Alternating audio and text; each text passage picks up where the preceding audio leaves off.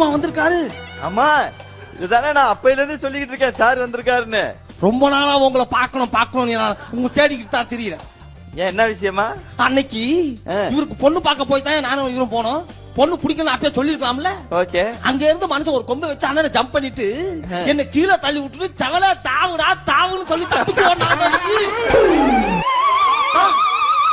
டேய் செவல, தாவுடா தாவு. எங்க தாவுறது?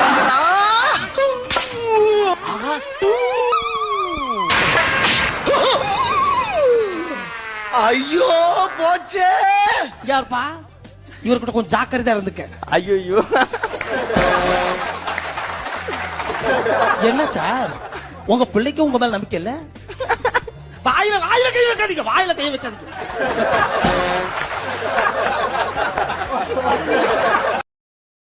Download ShareChat.